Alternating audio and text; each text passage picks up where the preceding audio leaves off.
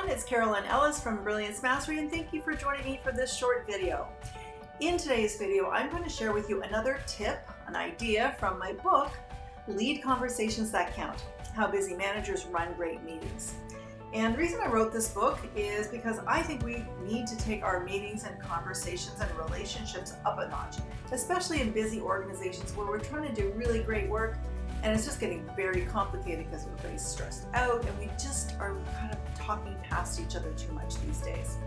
So today's tip and idea is about having the 3 building blocks of a conversation that counts. So let me tell you what a conversation that counts is not. You might have experienced one of these recently. It's the kind of meeting where it lacks a purpose. Like, did we need to have the meeting? When you get in there, there's all these crazy dynamics of how people participate. You know, the loud people are dominating the conversation. There's a whole bunch of people who are just so quiet you don't know where they're at on an issue. And this is true just as much in person meetings as it is in virtual meetings. It can be really tricky. So how do you navigate those power dynamics? And another challenge is spending a lot of time talking and yet nothing really changes. So like lacking the clarity because you don't have a good structure in that conversation.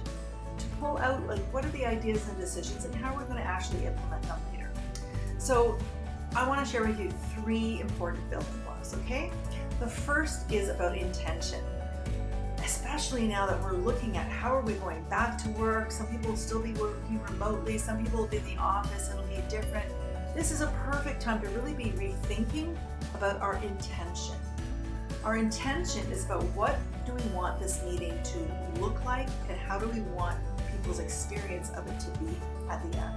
So making that time, and for you as the leader who's responsible for running that conversation, making sure that you're doing something that's actually designed for the purpose and the people in the room and what you need to do, and not rote. You're not just doing things because that's how we've always done them. So especially, I think that crucial to this intention is to realize that the most important thing I think we need to do is you need to really respect people's time and their attention. That needs to be earned. You don't just get it automatically just because you're somebody's boss or manager or director. So to really make sure that you're making the best use of people's valuable time and attention. So that's principle number 1, intention. So the second principle or building block is about relationships. Really at the core of doing great work together is great relationships.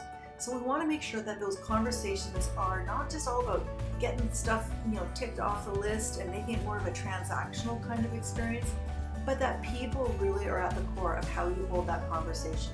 People trumps process. So make sure that you're building in some of those times for connection. Have that human contact. And I know it's a little harder to do in the virtual space than it is in meeting in a physical room, but it's really important to build in that time to warm up the energy and to strengthen and feed the relationships amongst the people on your team. So that's principle number 2, relationship. And then thirdly, the next building block is about thinking about it as an ecosystem, okay? So a meeting is never just a meeting because there's people in it and people are dynamic and they're responding, they're reacting. There's a whole bunch of things that are going on. So what are you doing to really support a healthy and psychologically safe ecosystem in your team? How do you create the space to do that so people can do their best work?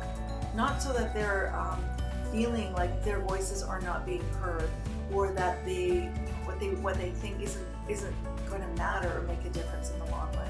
So a lot of planning beforehand, but that ecosystem is also a space where you need to be prepared to respond in the moment to what's happening with your team.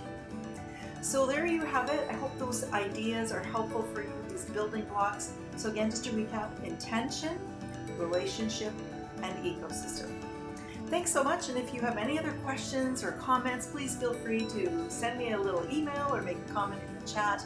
And if you'd like to talk about how you can lead conversations that count, please reach out to me. I'd be happy to connect. Have a great day.